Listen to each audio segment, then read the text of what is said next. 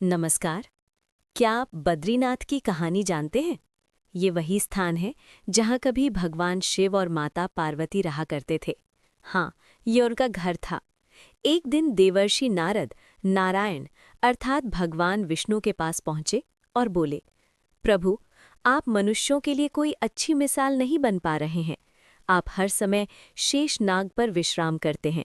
माता लक्ष्मी सदैव आपकी सेवा में लगी रहती हैं और आपका लाडला भी हर पल आपकी सेवा करता है। सृष्टि के अन्य प्राणियों के लिए आप कोई आदर्श उदाहरण प्रस्तुत नहीं कर रहे। आपको सृष्टि के कल्याण के लिए कोई अर्थपूर्ण कार्य करना चाहिए। नारद की इस आलोचना से बचने के लिए और अपने आत्ममंथन के लिए भगवान विष्णु ने तप और साधना का मार्ग चुना। वे हिमालय की ओर निकल पड़े, एक ऐसे स्थान की खोज में जहां वे शांति से साधना कर सके। हिमालय में उन्हें एक सुंदर सा छोटा सा घर मिला, बद्रीनाथ। वो स्थान उन्हें साधना के लिए सर्वथा उपयुक्त लगा।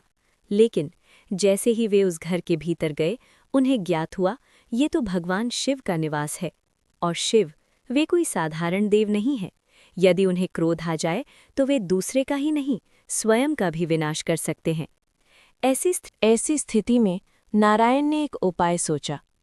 उन्होंने स्वयं को एक छोटे से रोते हुए बालक के रूप में बदल लिया और घर के द्वार पर बैठ गए। उस समय शिव और पार्वती कहीं बाहर गए हुए थे। जब वे लौटे तो उन्होंने देखा द्वार पर एक नन्हा सा बच्चा जोर जोर से रो रहा है। माता पार्वती का हृदय द्रवित हो उठा। उन्होंने बच्चे को उठाने की कोशिश की। तभी शिव ने कहा, पार्वती, इस बच्चे को मत छूना। पार्वती बोली, ये कैसी बातें कर रहे हैं? इतना छोटा बच्चा है, रो रहा है, मैं इसे कैसे ना उठाऊं? शिव ने फिर चेताया, जो तुम देख रही हो उस पर भरोसा मत करो।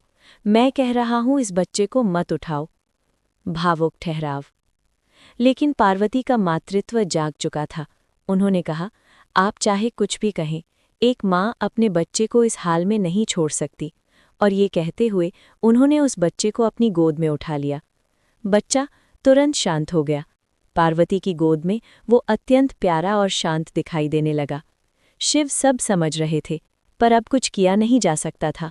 उन्होंने बस इतना कहा, ठीक है, अब देखते हैं क्या होता है। पार्वती ने बच्चे को खिलाया, पिलाया, सुलाया और फिर उसे घर में छोड़कर शिव के साथ तप्त कुंड में स्नान करने चली गईं। कुछ समय बाद जब वे लौटे तो देखा घर का द्वार अंदर से बंद था।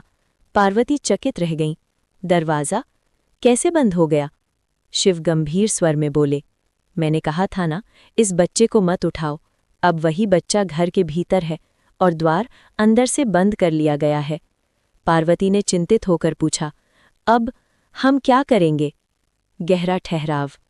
शिव के सामने दो ही विकल्प थे। पहला, जो भी सामने है उसे भस्म कर देना। दूसरा, वहां से शांतिपूर्वक चले जाना। शिव बोले, ये बच्चा बहुत प्यारा है, मैं इसे छू भी नहीं सकता। चलो कहीं और निवास ढूंढते हैं। और इस प्रकार शिव और पार्वती उस स्थान को छोड़कर पैदल ही आगे बढ़ गए। आज भी बद्रीनाथ और केदारनाथ के बीच की दूरी मात्र 10 किलोमीटर है, एक चोटी से दूसरी चोटी तक। अंततः शिव केदार में बस गए और इस तरह भगवान शिव ने अपना घर खो दिया।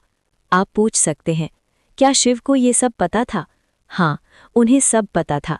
ठीक वैसे ही जैसे आपको भी बहुत सी बातें पता होती हैं, फिर भी आप उन्हें अनदेखा कर देते हैं।